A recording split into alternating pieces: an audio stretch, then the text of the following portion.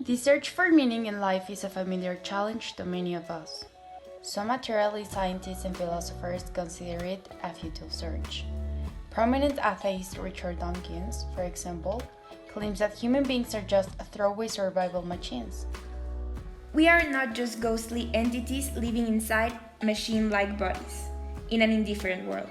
Human life is not a meaningless space between birth and death. A sense of life is a preconceptual equivalent of metaphysics, an emotional, subconsciously integrated appraisal of human existence.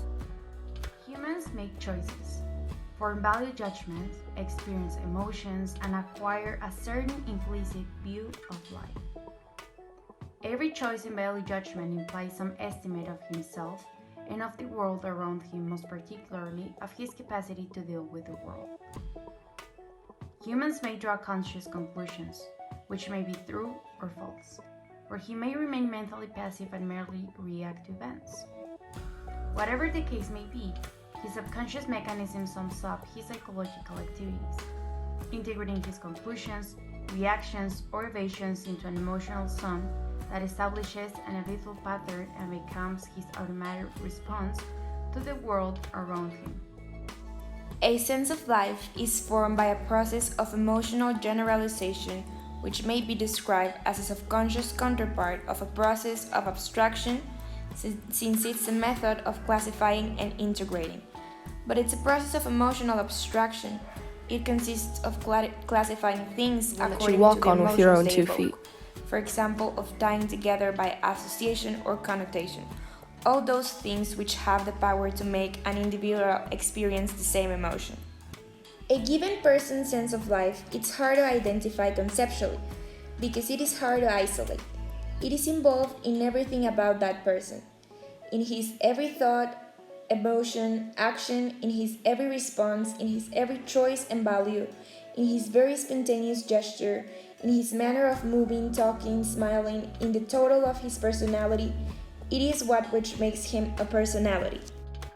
Introspectively, one's own sense of life is experienced as an absolute and an irreducible primary, as that which one never questions, because the thought of questioning it never arises. Retrospectively, the sense of life of another person strikes one as an immediate yet undefinable impression on very short acquaintances, an impression which often feels like certainty, yet is apparently elusive if one attempts to verify it. This leads many people to regard a sense of life as the province of some sort of special intuition, as a matter of perceivable only by some special, non-rational insight. The exact opposite is true. A sense of life is not an irreducible primary, but a very complex sum. It can be felt, but it cannot be understood. By an automatic reaction to be understood, it has to be analyzed, identified, and verified conceptually.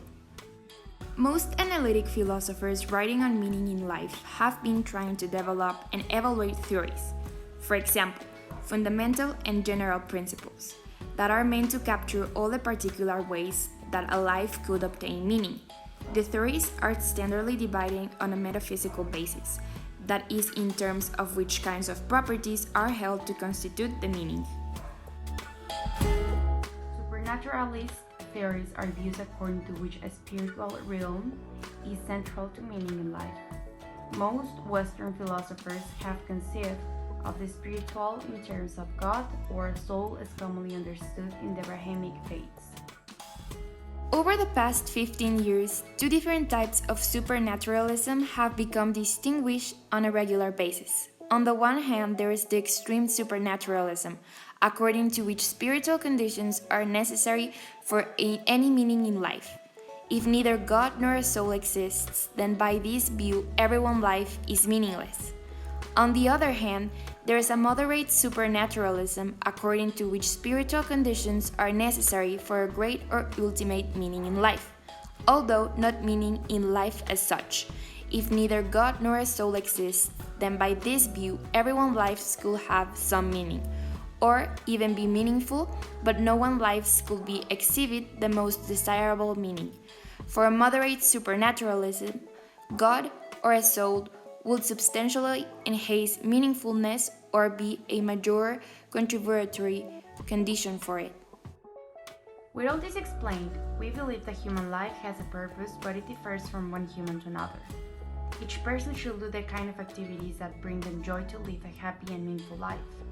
People must find their patience and hold on them so they have something to look forward every morning, so they can become the best version of themselves while working towards their goals, but never forgetting to enjoy the little things in life, even if they seem simple on a daily basis. We believe we're here on this planet to be the best version of ourselves, to get out of our comfort zone and become a greater person each day. And what better thing to do than to enjoy the activities we love the most, the people we live with, the friends we make on our journey, and the experiences that we learn from.